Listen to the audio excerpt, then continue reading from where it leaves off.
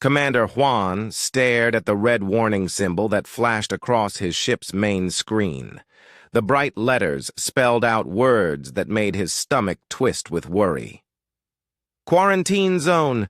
Do not enter. Authorization level Omega required," he had seen this warning many times before during his 20 years of service in the Altarian fleet. Every space pilot knew about the forbidden system in the outer rim of the galaxy, but Juan had never been this close to it before. The small blue planet hung in space like a jewel, beautiful and mysterious behind its wall of ancient warnings. "Sir, we need to make a decision soon," said Dr. Nari from her station near the back of the bridge. She was the ship's science officer, a tall woman with silver skin that marked her as one of the Zenthari people. "Our main engine is completely dead. The backup power will only last for 6 more hours." Juan closed his eyes and rubbed his forehead. The Stellar Dawn was a science vessel, not built for long journeys or dangerous missions. They had been studying gas clouds near the outer rim when space pirates attacked them. The pirates were gone now, driven off by the ship's defense systems, but not before they had damaged the main engine beyond repair. "What about the emergency beacon?" Juan asked. "Have any ships responded?" "No, sir," replied Lieutenant Bomi from the communications station. "The nearest patrol ship is 3 days away. We will be dead long before they reach us." Juan looked around at his crew of 12. They were all good people who trusted him to keep them safe. The youngest was Ensign June, barely 20 years old and on his first mission away from his home planet. The oldest was Engineer Garum, who had fixed ships for 40 years and could make anything work with spare parts and determination. "Dr. Nari," Juan said slowly, "what do we know about that system? Why is it marked as forbidden?" Nari touched her. Control panel and information appeared on the main screen. The quarantine order was put in place 50,000 years ago by the Galactic Council. The system contains one star like ours and several planets. The third planet from the star shows signs of having water and air that could support life. "But why is it forbidden?" asked Ensign June. "What makes it dangerous?" "That is the strange part," Nari said. "I have searched through all the records I can access, but the reason for the quarantine is classified.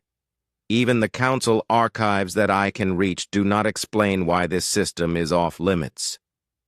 Juan stood up and walked to the main screen. The AB blue planet seemed to call to him. It looked peaceful and safe, not like something that should be feared by the entire galaxy. "Sir," said Communications Officer Bomi, "I am picking up something strange from that planet." "What kind of strange?" Juan asked. "Radio signals," Bomi said, her voice full of surprise. "Organized radio signals. There are people down there, and they are using technology." The bridge became very quiet. Everyone stared at the planet with new eyes. If there were people living on the forbidden world, then the quarantine had failed. Somehow, life had grown on a planet that was supposed to be empty and dangerous. "How is that possible?" whispered June. "The records say the planet was marked forbidden 50,000 years ago. How could a civilization develop in that time?" "Maybe they were there before the quarantine," suggested Engineer Garam. "Maybe the Council marked the system forbidden to protect whatever was living there." Dr. Nari shook her head. "That does not make sense. If the Council wanted to protect a developing species, they would mark it as a protected world, not a quarantine zone. Quarantine zones are for things that are dangerous." Juan felt a chill run down his spine. He had heard stories about quarantine zones before.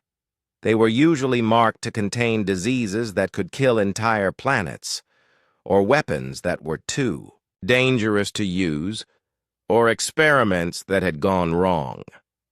What could be on that planet that was so dangerous the entire galaxy was warned to stay away? "Sir," said Garum from his engineering station, "we have a choice to make. We can try to reach the planet and maybe find help to fix our ship, or we can drift here and hope the rescue ship reaches us in time." "What are the chances the rescue ship will reach us before our power runs out?" Juan asked. "Very small, sir," Garam admitted. "Maybe 5%. Juan looked at his crew again. They were all watching him, waiting for his decision. He thought about his wife and children back home on Altaria.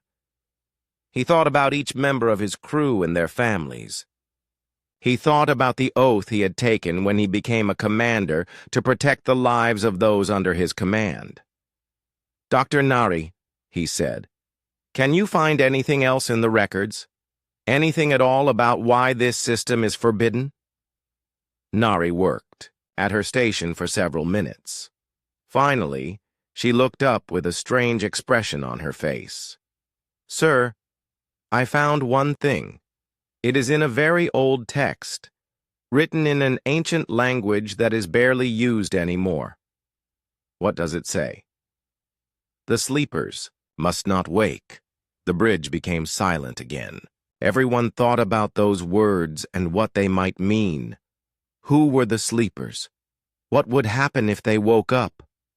"Sir," said Bomi quietly, "the radio signals from the planet are getting stronger. I think they have noticed our ship." Juan made his decision.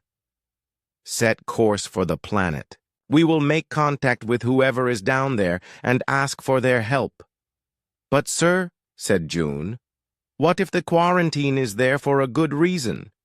What if we are making a terrible mistake?"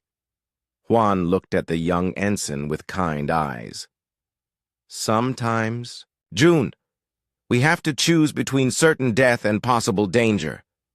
I would rather take a risk to save my crew than let them die because I was too afraid to break an old rule."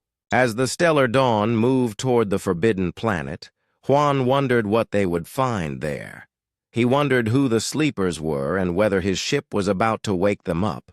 Most of all, he wondered if he was making the right choice or the last mistake his crew would ever see him make.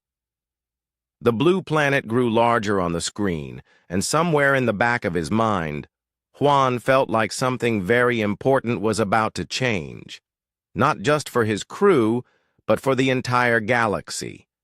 Captain Jinwoo floated in the command center of the International Space Station, watching the strange ship approach Earth. He had been in space for 6 months, but nothing had prepared him for this moment. The ship was unlike anything humans had ever built. It was smooth and curved, with no sharp edges, and it moved through space without any visible engines. "Sir," said Lieutenant Hana from the communications station, "we are receiving a signal from the alien ship. It appears to be some kind of mathematical sequence." Jinwoo pushed himself toward the communication panel. "Put it on the main speaker." A series of beeps and tones filled the command center. The pattern was clearly intelligent, starting with simple numbers and growing more complex. It was the universal language of mathematics, the same way humans had always planned to communicate with aliens if they ever made contact. "Send the same pattern back to them," Jinwoo ordered. "Let them know we understand." Down on Earth, Dr. Minho was running toward his laboratory at the Seoul Institute of Technology. He had been eating dinner with his family when the emergency call came. The first alien contact in human history was happening, and as Earth's leading expert on the possibility of alien life, he was needed immediately. The laboratory was already busy with scientists and government officials when he arrived. On the main screen, they could see the alien ship hanging in space above Earth. It was beautiful and terrifying at the same time. "What do we know about them?" Minho asked his assistant, Dr. Young-suk. "Not much yet," she replied. "The ship is about 200 meters long. It does not seem to have any weapons that we can detect. They have been trying to communicate using mathematics. Have they said anything about why they are here? Not yet. Captain Jinwoo is preparing to go aboard their ship for a face-to-face meeting. Minho felt his heart race. After all the years of wondering if humans were alone in the universe, the answer was finally here. But he also felt worried. If these aliens could travel between the stars, their technology was far beyond anything humans had. If they wanted to harm Earth, there would be little humans could do to stop them. On the space station, Jinwoo was putting on his spacesuit. He had volunteered to be the first human to meet the aliens face-to-face. It was dangerous, but someone had to do it. And as the senior officer on the station, the responsibility was his. "Sir," said Hana, "the alien ship is sending us docking instructions. They want to meet on their ship." "Understood," Jinwoo replied. "If something goes wrong, make sure Earth knows what happened here." The docking process was smooth and automatic. The alien ship's systems seemed to understand human technology perfectly, even though this was supposed to be first contact. When Jinwoo stepped aboard the alien ship, he found himself in a corridor that was designed for beings about the same size as humans. Commander Huan was waiting for him. The alien looked almost human, except for his silver skin and larger eyes. He wore a uniform that seemed to be made of a material Jinwoo had never seen before. "Greetings," Huan said, speaking in perfect English. "I am Commander Huan of the Altarian Fleet. I apologize for coming to your world without permission, but my ship is damaged and my crew needs help." Jinwoo stared in surprise. "You speak our language?" "Our translation systems are very advanced," Huan explained. "We have been monitoring your radio signals since we arrived. Your people seem to have many different languages, but we chose the one that seemed most common. You said your ship is damaged. What kind of help do you need?" "Our main engine is broken. We need parts and tools to fix it. In return, we can share some of our technology with your people." Jinwoo thought about this carefully.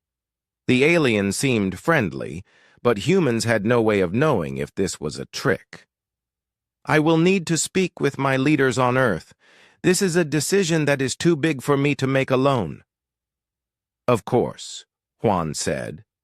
"But please understand that my crew does not have much time. Our ship is running on backup power, and it will not last much longer." Back on Earth, President Dai-Ho was in an emergency meeting with his advisors.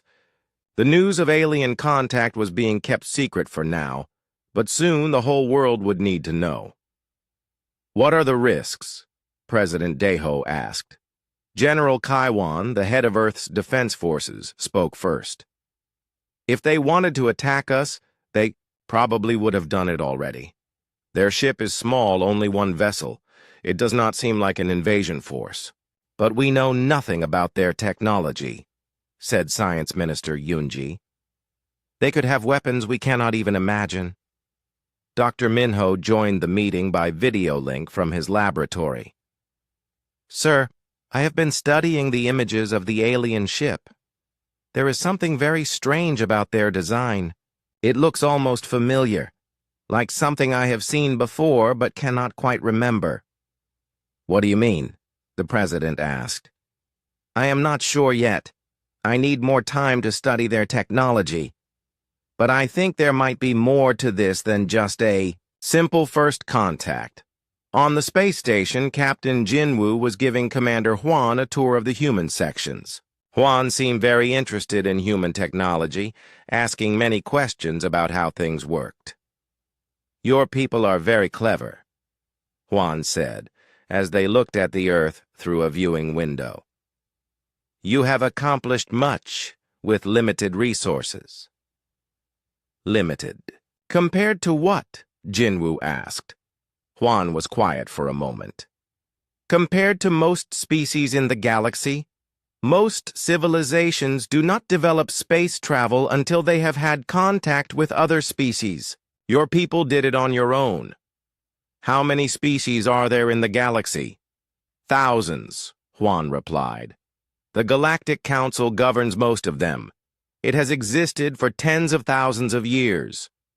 Jinwu felt amazed and overwhelmed. Thousands of alien species, and humans had never known about any of them. Why has no one contacted Earth before? Juan looked uncomfortable. That is difficult to explain. Your system has been marked as off-limits by the Council. No one is supposed to come here. Why? I do not know. The records are classified beyond my access level. All I know is that this system has been forbidden for 50,000 years. Far away on the other side of the galaxy, Council Overseer Taijin was staring at an emergency message that had just arrived. The impossible had happened. Someone had made contact with the quarantined world in the Sol system. How many ships? He demanded. Just one, sir, replied his aide. A science vessel from the Altarian fleet. Their ship was damaged and they sought help from the planet. Taijin felt cold fear in his chest. 50,000 years of careful planning. 50,000 years of keeping the secret. And now it was all falling apart because of one damaged ship. Send a message to all council members immediately, he ordered. Emergency session in 1 hour. Use Protocol 7 security. Sir, what should I tell them the meeting is about? Taijin looked at the star map showing the location of the Sol system. Such a small, unimportant-looking place to hold such a terrible secret. Tell them the sleepers are waking up. As alarms began to sound across the galaxy, ancient defense systems that had been dormant for millennia started to power up around the Sol system. Weapons that had been built by a civilization so advanced that their technology seemed like magic began to warm up and prepare for activation. The galaxy was about to remember why Earth had been marked "Do Not Enter." And it was going to learn that some warnings exist for very good reasons. Historian Seung-Yun had spent his entire life studying the ancient records of the Galactic Council. His office was deep in the archives beneath the council building on the capital world of Nexus Prime. Shelves stretched up to the ceiling, filled with data crystals that contained the history of thousands of civilizations. When the emergency order came to research everything about the Sol system quarantine, Seung-Yun knew he was looking for something that had been deliberately hidden. The highest levels of the council were scared, and that meant the truth was buried very deep. He started with the public records. The Sol system quarantine was established 50,000 years ago by emergency vote of the council. No reason was given. The vote was unanimous, which was unusual. The council almost never agreed on anything completely. Seung-Hyun dug deeper. He found references to something called the Human Wars, but most of the files had been sealed or destroyed. What little remained painted a picture of a conflict that had lasted for centuries and nearly destroyed galactic civilization. But that makes no sense, he muttered to himself. Humans are supposed to be a primitive species that only developed space travel recently. He accessed older archives, records that were written in languages so ancient that few people could read them anymore. Slowly, a different story began to emerge. 50,000 years ago, humans had not been primitive at all. They had been the most feared species in the galaxy. The first mentions of humans in the galactic records described them as the pack hunters from the rim worlds. They had started as a small civilization on a planet called Earth, but they had spread through space faster than any species in recorded history. What made humans terrifying was not just their technology, though they were excellent at copying and improving anything they encountered. What made them dangerous was how they fought and how they made other species want to join them. Shung Yun found battle reports from the human wars. Human fleets would attack a system, but instead of simply conquering it, they would offer the defenders a choice. Join the humans willingly and become equals, or be defeated and become slaves to the Council. Most species chose to join the humans. The humans had a gift for making other species trust them and want to fight alongside them. They treated alien allies as equals, shared their technology freely, and seemed to genuinely care about the welfare of other species. This was completely different from the Council, which ruled through fear and kept the best technology for themselves. But what really made humans unstoppable was their way of thinking about war. While other species fought to win battles, humans fought to win wars. They would study their enemies for years, learning their weaknesses and strengths. They would make alliances with their enemies' enemies. They would attack supply lines and communication networks instead of just fighting ship-to-ship battles. Most frightening of all, humans never gave up. Other species would surrender when the odds became impossible. Humans would find a way to change the odds. Shung Yun found a report written by a council admiral after a battle at a system called Rigel 7. The human fleet was outnumbered 10-1, but they had turned the system's asteroid belt into a weapon, using gravity and momentum to create a storm of rocks that destroyed most of the Council fleet. The human commander had spent 3 months planning the battle before the Council fleet even arrived. The Council had tried everything to stop the humans. They built larger fleets, developed better weapons, and formed alliances with every species that was still loyal to them.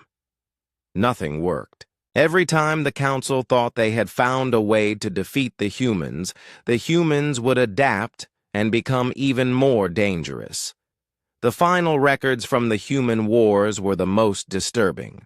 The Council had been losing the war completely. Human fleets were only a few light years away from Nexus Prime itself.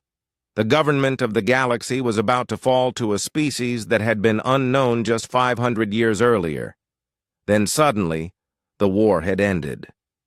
Not with a great battle or a surrender, but with something the records called the Great Deception. Shung Yun could not find clear details about what the Great Deception had been, but the results were clear. All the humans had been gathered onto their home planet of Earth, and the entire Sol system had been surrounded by a barrier that prevented anyone from leaving or entering. The official records claimed that humanity had been wiped out by a plague, but Shung Yun now knew the truth. Humanity had been trapped, not destroyed. They had been imprisoned on their own world and left to forget their true nature. Meanwhile, on Earth, Dr. Yuna was making her own discoveries. She was an archaeologist who specialized in underwater sites, and she had been exploring ruins on the bottom of the Pacific Ocean when the alien contact had been announced. The ruins were strange. They were clearly very old, but they showed signs of technology that was more advanced than anything humans had today. The most puzzling thing was that the ruins were definitely made by humans, but they told a story that did not match any human history. Carved into the walls were images of humans in spacesuits standing next to beings that looked like aliens. The carvings showed humans and aliens working together, building ships and exploring planets. But according to human history, people had never met aliens before today. Dr. Yuna found other carvings that showed what looked like a great war. Humans and their alien allies fighting against a different group of aliens. Ships burning in space, planets under attack, and finally, humans being forced into what looked like prison ships. The final carvings were the most disturbing. They showed humans on Earth, but they were different somehow. They looked confused and lost, as if they had forgotten something important. Above them in the sky were symbols that looked like locks or barriers. Yuna realized that the carvings were telling the story of how humans had come to be on Earth. Not as the first intelligent species to evolve on the planet, but as prisoners, who had been brought there from somewhere else. She found one carving that showed a human leader making a speech to a crowd. The symbols around the carving seemed to be some kind of language, but it was not like any human language she had ever seen. However, there was one symbol that she could understand. It was carved larger than all the others, and it appeared several times throughout the ruins. The symbol meant, remember.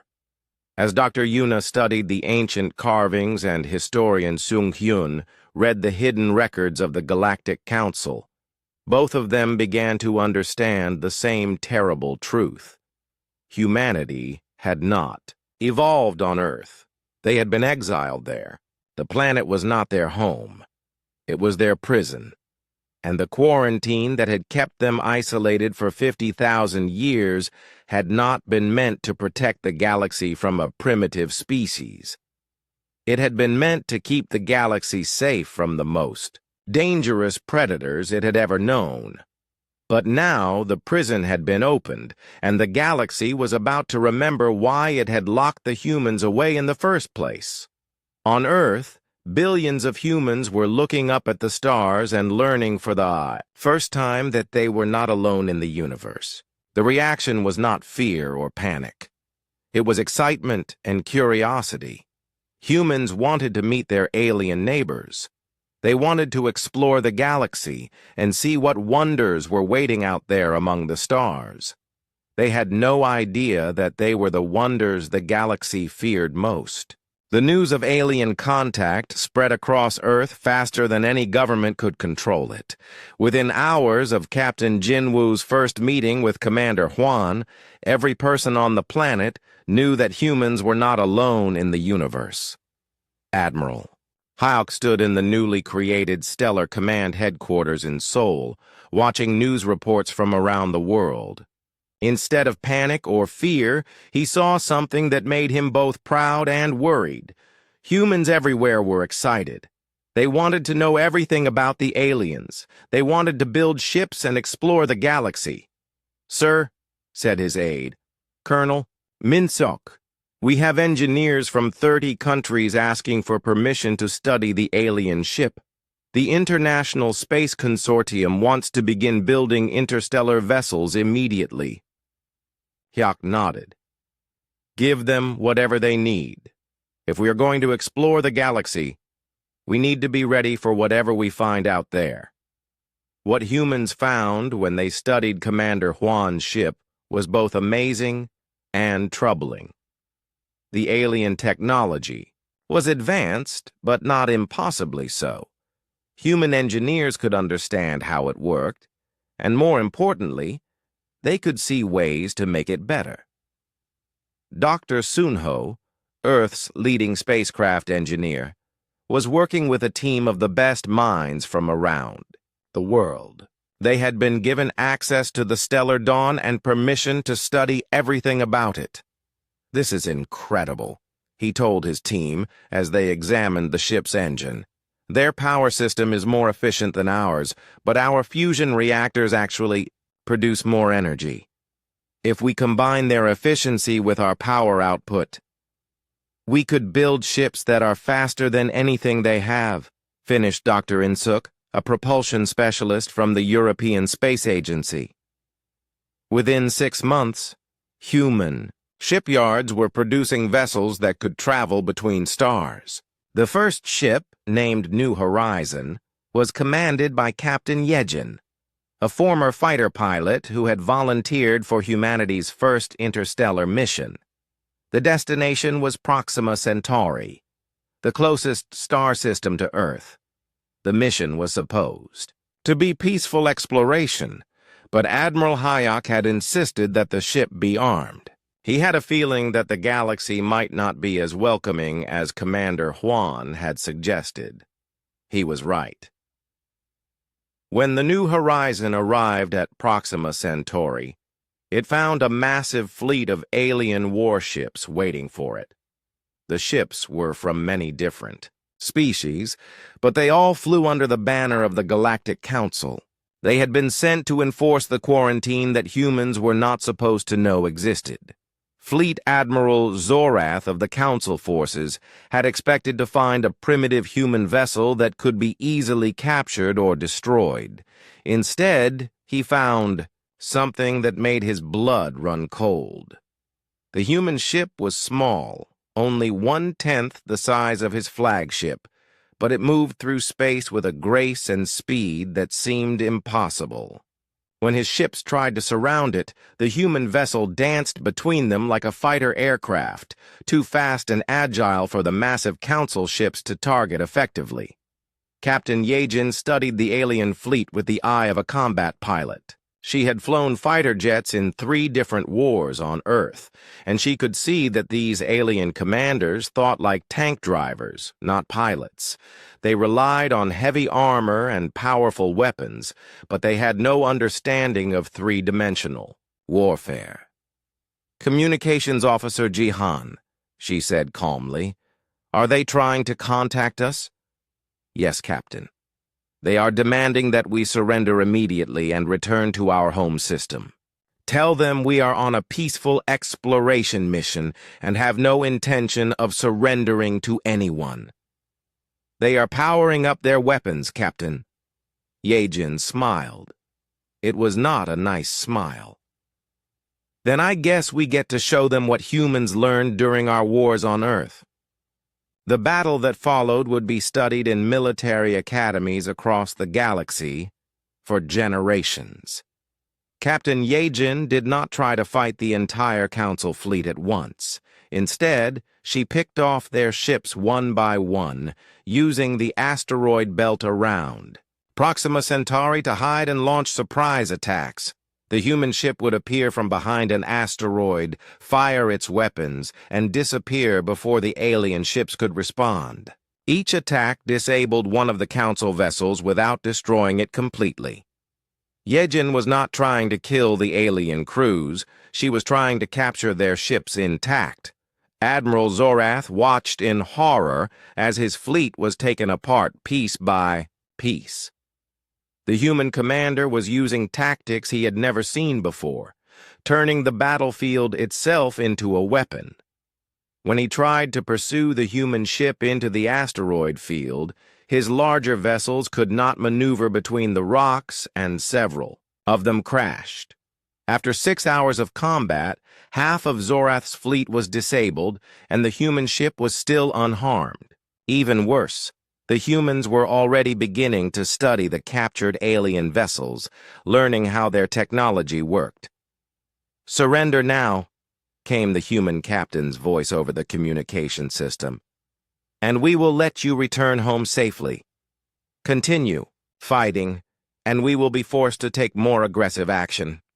Zorath looked around his bridge at his surviving officers. They were all staring at him with fear in their eyes. A single human ship had defeated a fleet that was supposed to be able to conquer entire star systems. "We surrender," he said quietly. But the victory at Proxima Centauri was only the beginning. News of the battle spread across the galaxy, and the reaction was not what the Council had expected. Instead of other species rallying to support the Council, many of them began to question why they had never been told about the humans. The Council had ruled the galaxy for thousands of years, by keeping species isolated from each other and controlling all contact between civilizations. But humans did the opposite. Captain Yejin began broadcasting messages to every planet in range, sharing information about Earth and asking other species to share information about themselves. For the first time in galactic history, ordinary people on different worlds were talking to each other directly without the Council controlling the conversation. Captain Minsu, commanding the second human exploration ship, discovered that many alien species were not happy with Council rule. They were forced to give most of their resources to the Council and were not allowed to explore space or contact other civilizations freely. When humans offered to share their technology and help these species build their own fleets, the response was overwhelming. Planets that had been under Council control for thousands of years began declaring independence and asking for human help. The Council found itself facing something it had never encountered before, a rebellion that was spreading faster than they could stop it. Human ships were appearing throughout the galaxy, not as conquerors, but as teachers and allies. Admiral Hayek stood in stellar command, watching reports come in from across the galaxy. Human fleets were growing larger every day as more alien species joined them. But he knew this could not last. Eventually, the Council would bring all of its forces to bear against Earth itself. "Sir," said Colonel Minsock, "our deep space monitors are detecting a massive fleet heading toward the Sol system. It appears to be every ship the Council can gather." Hayek nodded grimly. He had been expecting this. "How long until they arrive?" 3 weeks, sir. Then we have 3 weeks to prepare for the largest battle in human history. As alarms sounded across Earth, and human ships began returning home to defend their planet, Admiral Hayek wondered if humanity was about to face the same fate their ancestors had 50,000 years ago. But this time, humans knew who they really were. This time, they would not be caught by surprise. The galaxy was about to learn that the most dangerous thing about humans was not their weapons or their ships. It was their refusal to give up, no matter how impossible the odds became. The Council fleet that approached Earth was the largest military force ever assembled in galactic history. 5,000 ships from 200 different worlds, carrying weapons that could destroy entire planets. Council Overseer Tai Jin commanded. The fleet from his massive flagship, a vessel so large it had its own artificial gravity and could carry 1,000,000 soldiers. But as the fleet entered the Sol system, Taijin felt a growing sense of unease. The ancient defense systems that had surrounded Earth for 50,000 years were powering up. Weapons platforms that had been built by a civilization so advanced, their technology seemed like magic began to warm up and prepare for battle. Worse still, the human fleet that came to meet them was unlike anything the Council had ever faced. Instead of forming traditional battle lines, the human ships moved in small groups that seemed to dance around each other in patterns that were impossible to predict. Fleet Admiral Su Jin stood on the bridge of the flagship Terra's Hope, watching the Council fleet approach. She had been chosen to command Earth's defense because of her brilliant tactical mind and her ability to inspire others to follow her into impossible situations. "Fleet status report," she commanded. "All ships ready, Admiral," replied Captain Do-hyun, her chief of staff. "We have 800 human vessels and 3,000 ships from our alien allies. The Council fleet outnumbers us almost 2 to 1. "Numbers do not win battles," Su Jin said calmly. "Strategy wins battles. Are our special preparations ready?" "Yes, Admiral. The moon base is fully operational, and all asteroid platforms are in position." What the Council did not know was that humans had spent the past 3 weeks turning their entire solar system into a weapon. The moon had been converted into a massive gun platform. Asteroids had been fitted with engines and loaded with explosives. Even the space stations orbiting Earth were armed and ready for battle. President Daeho's voice came over the communication system, broadcasting to both fleets. "People of the galaxy, today we fight not for conquest or domination, but for the right of all species to be free. The Council has ruled through fear and oppression for too long.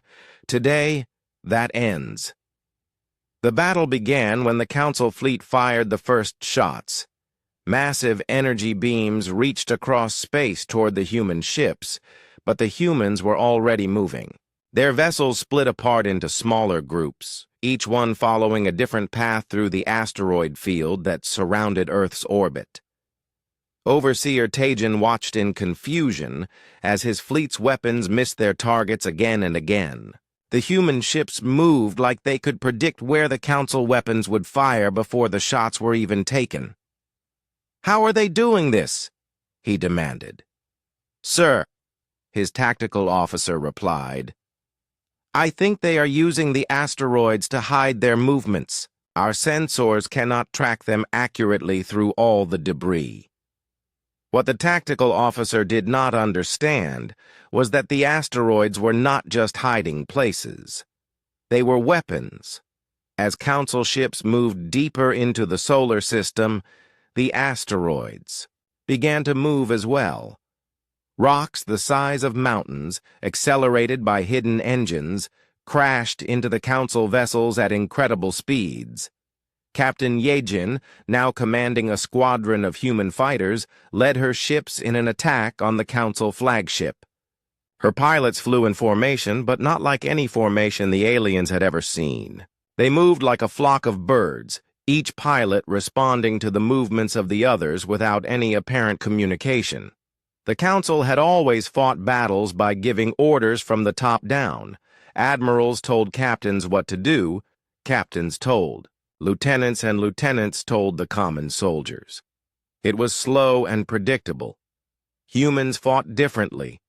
Every pilot, every captain, every soldier was trained to think for themselves and make decisions based on what they could see happening around them. When one human ship found an opportunity, every other human ship in the area would immediately understand and support the attack without needing to be told.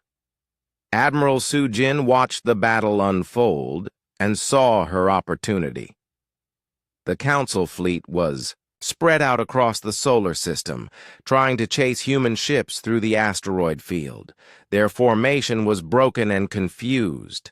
"All ships," she broadcast, "execute final protocol." Across the solar system, human ships that had been running and hiding suddenly turned and attacked. The moon base opened fire with weapons so powerful they could be seen from Earth's surface. Asteroid platforms revealed themselves and began bombarding the Council fleet from every direction. But the most devastating attack came from Earth itself. The planet's orbital defense stations fired a coordinated barrage that created a wall of energy between the Council fleet and their escape route. The aliens were trapped. Overseer Tajin realized too late that the entire battle had been planned from the beginning. The humans had not been running away. They had been leading the Council fleet into a trap that used the entire solar system as bait. "Sir," his communications officer said, "we are receiving surrender terms from the human admiral." Surrender terms? Tajin could not believe what he was hearing. "They want us to surrender." Admiral Sujin's voice came over the communication system. "Council forces, you are surrounded and outnumbered. Surrender now and your crews will be treated with honor. Continue fighting and we will be forced to destroy you." Tajin looked around his bridge. Half his fleet was already disabled or destroyed. The weapons platforms around Earth were more powerful than anything the Council possessed. His remaining ships could not break through the energy barrier that blocked their escape. "What do you want?" he asked. "We want peace," Sujin replied. "We want a galaxy where every species is free to explore, to grow, to choose their own destiny. We want the age of the Council's tyranny to end." As Tajin considered, his options reports began coming in from across the galaxy. Hundreds of worlds were declaring independence from the Council. Species that had been oppressed for thousands of years were rising up and demanding freedom. The human victory at Earth was inspiring revolutions throughout galactic civilization. "We surrender," Taejin said finally. The Treaty of Terra was signed 1 month later in the Hall of the United Nations on Earth. Representatives from thousands of worlds came to witness the birth of a new galactic government. Instead of the authoritarian council, there would be a galactic alliance where every species had an equal voice. Councillor Jiwon, one of the few council members who had opposed the war against Earth, signed the treaty on behalf of the reformed government. "Today," he said, "we do not just end a war. We begin a new age of cooperation and exploration." President Daiho signed for Earth, but he made it clear that humans did not want to rule the galaxy. "We have learned from our own history," he said, "that freedom cannot be given by force. It must be chosen. We offer our friendship and our help to any world that wants it, but we will never impose our will on others." Ambassador Soyeon was chosen to represent Earth in the new Galactic Alliance. As she stood before the memorial to the unknown exile, on Earth she thought about the long journey that had brought humanity back to the stars. The quarantine had lasted 50,000 years, but it had not changed what humans really were. They were still explorers, still fighters, still the species that refused to give up no matter how impossible the odds became. But they had also learned something during their time on Earth. They had learned that the greatest strength was not the ability to conquer others, but the ability to inspire others to want to stand beside you. As human exploration ships pushed toward the edge of the galaxy, seeking new worlds and new civilizations, the universe itself seemed to hold its breath, for they had learned the truth that the ancient council had tried to hide. Humanity did not just adapt to the universe adapted to humanity. 10 years later, Dr. Kyungjae, humanity's greatest historian, would write the final entry. In the galactic archives, her words would be studied by scholars for generations to come. Some species reach for the stars. Others are born among them. But only one species teaches the stars to reach back. The age of human exile was over. The age of galactic freedom had begun. And somewhere in the vast darkness between the stars, new civilizations looked up at the night sky and wondered what amazing things were waiting for them out there among the infinite possibilities of space. They would not have to wonder long. The humans were coming, and they brought with them the greatest gift in the universe, the knowledge that no dream was too big, no challenge too great, and no species too small to reach for the stars and make them their own.